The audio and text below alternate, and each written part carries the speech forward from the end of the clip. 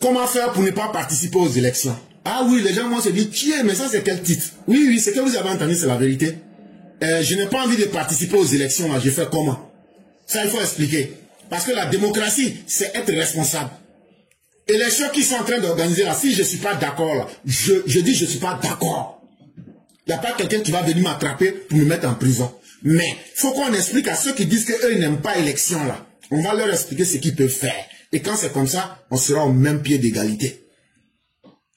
Si tu ne veux pas participer aux élections, ou bien tu n'aimes pas les élections là, tu as 3 choix dans le catalogue. Ça veut dire, quand tu vas au restaurant là, on t'amène le livre là. Quand tu ouvres là, quand tu regardes là, le menu là, il y a beaucoup. Tu choisis. Si tu n'aimes pas élection, et puis tu ne veux pas participer à ces élections là, on n'a pas demandé ton avis. Ça, comme on n'a pas demandé ton avis là, donc là, on va te donner 3 choix. Et toi-même, parmi les 3 choix là, tu choisis ce qui t'arrange. 1. Premier choix là. Si tu n'aimes pas l'élection qui va se passer en Côte d'Ivoire là, il faut déménager au Burkina ou au Mali. Parce que là-bas, là, eux là, ils ont dit qu'eux ne font plus élection. Donc, ne vous faites pas de mal, ne vous stressez pas. Allez dans les pays où c'est coup d'État qui est devenu leur moyen d'expression. Allez dans ces pays-là, ça va beaucoup vous aider et ça va vous permettre de ne pas vivre ce que vos yeux n'ont pas envie de voir, de ne pas supporter ce que vos cœurs ne peuvent pas supporter. Donc actuellement, là, comme les dirigeants ivoiriens disent qu'eux vont faire élection, là, vous là, déménagez dans les pays de l'AES. Et comme ce que moi je dis là, vous n'aimez pas là. Bon, attendez, ce n'est pas moi j'ai dit, hein. C'est le gouvernement du président Ouattara même qui dit de vous dire ça. Parce que quand vous, on vous parle, toi là c'est qui? Toi tu es fantomas, toi tu es cacheur, toi tu n'es pas courageux. Bon, celui que vous allez entendre là, c'est lui qui a dit de vous dire, c'est lui que le président Ouattara a envoyé de dire ça, devant tout le monde là. Écoutez, voilà ce qu'il a dit. À un moment donné dans cette région, comme l'a dit Demba, on ne pouvait pas se promener avec un t-shirt et le t-shirt d'Alassane Ouattara. Quand les élections arrivaient, on vous obligeait à quitter le village la veille pour ne même pas voter. Mais nous, on ne leur demande pas de ne pas voter. On dit laissez les gens qui veulent voter, voter. Si vous ne voulez pas voter, restez à la maison. Vous ne voulez pas rester à la maison, allez-y au campement. Si vous voulez quand même rester à la maison, les médecins ont des comprimés, vous avalez, vous dormez 24 heures. Quand vous vous réveillez, les élections sont finies. Dormez. Dormez. Mais laissez-nous voter. C'est tout ce qu'on vous demande. Et personne, je dis bien personne, ne nous empêchera d'accomplir notre devoir civique et de voter notre président. Celui-là, il n'est pas encore là, je ne l'ai pas encore vu. C'est pas dans la région de la mer. Ok. Quand vous m'entendez parler là, et puis je dis garçon qui peut empêcher l'élection n'est pas encore né là. Est-ce que vous ne voyez pas que c'est les mêmes paroles, mais c'est un peu différent parce que chacun a sa manière de parler? On ne dort pas ensemble. Mais quand les intentions sont les mêmes là, vous aurez l'impression que vous partagez les mêmes informations. Celui qui a parlé s'appelle Patrick Hachi. Et lui, il allait plus loin. Il dit, si vous n'aimez pas les élections là, c'est pas grave, hein, ça c'est votre choix. Allez dans l'AES. Si là-bas, là, vous entendez les nouvelles, là, ça vous plaît pas, là. Le 25, là, la nuit du 24, là, faut prendre une boîte de somnifères, tu prends 5 comprimés, et puis tu dors, tu te réveilles le 26. Voilà. Ça, c'est la première solution pour ne pas participer aux élections. Et puis, pour ne même pas qu'on a qu'à te parler à faire d'élections. C'est la première solution qui est là. Si la première solution ne t'arrange pas, là, il y a une deuxième solution. La deuxième solution, là, il faut sortir dans les rues pour dire que tu es sorti pour manifester. On va t'attraper et on va t'emmener en prison. Et quand on va te mettre en prison, là, le temps que la gale va bien pousser sur ton corps, Gary de Port-Boué va te travailler le derrière. Et en même temps, tu vas manger son de maïs. Quand tu vas finir de manger ça là, tu vas comprendre que la vie, là, c'est pas un jeu. Donc, actuellement, là, il y a d'autres, même eux, ont déjà pris leur place là-bas. Et je le dis et je le répète. Tant que vous n'aurez pas peur d'être des voyous, nous n'allons pas nous gêner et on n'aura pas honte de vous jeter dedans. Il y a 8533 places qu'on a préparées. Ce que je dis là, depuis le 6 août 2025, le président a demandé qu'on prépare 8533 places. Actuellement, là, il n'y a même pas 300 qui ont été, il y a même pas 300 places qui ont été prises. Donc, il y a assez de places. Et donc, si tu n'es pas convaincu de cela, il y a un gars qui s'appelle Franck Stéphane Dédi. Voilà, lui vient te dire le conseil, le deuxième choix, là, il te donne le conseil ici. Si les marches pouvaient changer des choses en l'état actuel, depuis longtemps, elles auraient changé ces choses. Peut-être qu'il faut penser à autre chose. Et autre chose pour moi, qui me réclame profondément démocrate, c'est d'aller conquérir le pouvoir d'État dans les urnes. Je ne pense pas que les marches pourront infléchir la position du RHDP. Tout ce qu'on va récolter, c'est encore des personnes emprisonnées, c'est encore des personnes blessées. Ok. Et ça, on est prêt pour cela. Quand on vous dit qu'on est prêt là, ça veut dire qu'on a préparé tous les scénarios. Du pire au moins pire, jusqu'au scénario même de la surprise. On a tout préparé. On a tout préparé. Tout ce que vous pouvez imaginer en termes de violence, là, on a préparé pour encaisser. Mais tout ce que vous pouvez aussi imaginer en termes de bonheur, on a aussi préparé ça. Parce que l'État va demeurer. Et les voyous et le désordre ne va pas prospérer en Côte d'Ivoire. Donc là, si aujourd'hui, ceux qui vous envoient disent que eux-mêmes là, ils n'ont plus confiance en la violence là, faites-nous confiance. C'est parce qu'ils ont trouvé des gens en face. Et ça veut dire que notre politique de contrer votre violence là marche. Et donc ce qui marche là, on n'arrête pas. On va continuer. Maintenant, il y a un troisième choix. J'ai dit que c'est un catalogue. Il y a 3 choix. Je t'ai expliqué le choix 1, le choix 2. Le choix 1 là, je t'ai dit, tu n'aimes pas l'élection là. Tu quittes là où tu vis, tu déménages dans l'AES. Quand tu arrives dans l'AES, tu attends le 25. Le 25 là, à 6 h du matin, tu prends 5 somnifères. Tu dors, tu te réveilles le 26. Deuxième choix, il faut sortir pour marcher. On t'attrape, on te met en prison. Troisième choix, si tu n'aimes pas la prison, ou maintenant pas le transport pour aller dans l'AES, ou même pour aller au campement là, ça veut dire que tu ne peux pas faire le choix 1 et 2 là. C'est que c'est soit 3 là, toi tu vas faire. Si toi tu ne peux pas faire les 2 premiers choix là, c'est que c'est troisième choix là tu peux faire. Et troisième solution là, ça c'est quoi? Cher parents, c'est aller acheter la mort.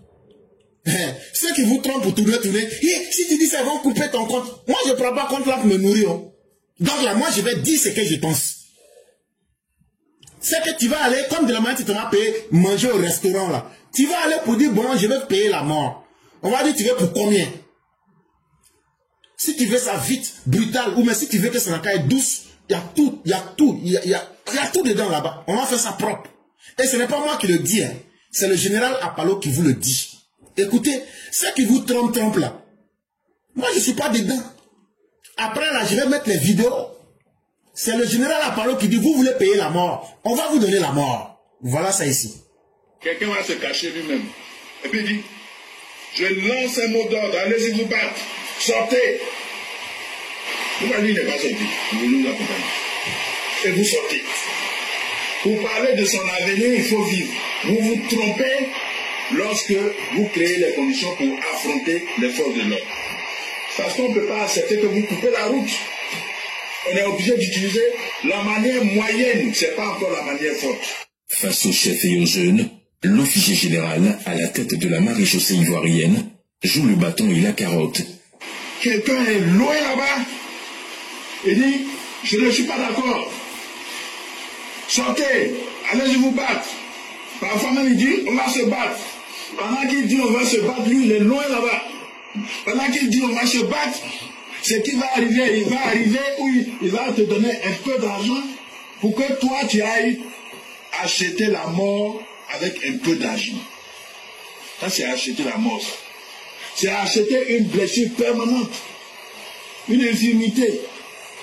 Même si quelqu'un vous trompe, ne vous trompez pas vous-même. La descente. Ok. Vous avez entendu, non? C'est que vous n'aimez pas entendre là. Moi, je vous dis ça propre. Et puis, c'est ça ma fait aussi. Si tu veux la mort, il n'y a pas de problème. On va te donner, prix que tu vas donner, on va te donner son équivalent. Et ceux qui seront chanceux là, on va les rendre paraplégiques. C'est-à-dire, ils vont être, ils ne peuvent pas bouger. Faites-nous confiance. Donc le menu est là. Pour ne pas participer aux élections, là, le menu, il est là. Vous faites votre choix. Ça, c'est une information à faire savoir aux uns aux autres. Mais en plus de cela, ce matin, les voyous du front manchin du PPACI et du PDCI, ils ont produit une salade qu'ils ont appelée un communiqué. Et dans ce communiqué-là, qu'est-ce qu'ils disent? En train de pleurnicher. Et là où on est arrivé là, on fait pitié on fait pitié, ayez pitié de nous. Aucune des missions du CNS ne lui confère le droit de piétiner la Constitution, ni de réprimer les manifestations pacifiques par l'opposition. Tellement ils sont misérables. Qu'est-ce qu'ils disent? Que non, ils ont fait un communiqué, que le CNS là, le Conseil national de sécurité là, que dans notre Constitution là, que le CNS ne peut pas prendre une loi pour interdire les manifestations pacifiques. Manifestations que vous avez fait là, est-ce que c'est pacifique? Manifestations que vous avez fait là, est-ce que ça a été autorisé? C'est pourquoi on vous a maté. Parce que c'est une déstabilisation. Et comme nous on n'est pas bêtes là, nous là, on s'en fout. On ne va pas se laisser distraire. C'est vous qui vous trompez. Oh. Vous n'avez pas calculé notre détermination. De la manière on en a pied sur notre caillou là, vous pensez qu'on s'amuse avec vous. Et donc, quand ils ont dit ça là, ça peut tromper beaucoup de personnes qui disent, tiens, ça là, est-ce que dans la Constitution, il y a quelque chose pour dire que le CNS, le Conseil national de sécurité là, est-ce que c'est ça qui va devenir leur mot? Quand vous voyez qu'ils font leur communiqué là, ce sont les éléments de langage qu'ils donnent à leurs partisans. Et quand c'est comme ça, tu vas voir sur Internet, c'est ça qui va être à la mode. Est-ce que le CNS là, est-ce que dans la Constitution là, il y a quelque chose qui leur permet d'utiliser le CNS pour dire qu'on ne peut pas marcher? Bon, moi, mon rôle là, c'est de sortir pour vous dire tous les mensonges que vous allez faire là. Nous, on va sortir et puis on va dire ça. Ce que je vais vous dire là, vous n'avez pas entendu quelque part. Bon, écoutez-moi très bien. Prenez la Constitution de 2016. Je comprends pourquoi Chakadian dit que lui n'a jamais lu la Constitution. Laurent Gbagbo, avec son état, je comprends qu'il ne puisse même plus être capable de lire. Mais nous allons faire une lecture et faciliter la tâche à tout le monde. Si vous entendez ça quelque part, dites-leur, il faut aller nous lire l'article 34 de la Constitution de 2016. Dans la Constitution de 2016, là, il y a un chapitre qui parle des devoirs, des droits et de la responsabilité de l'État vis-à-vis des citoyens ivoiriens.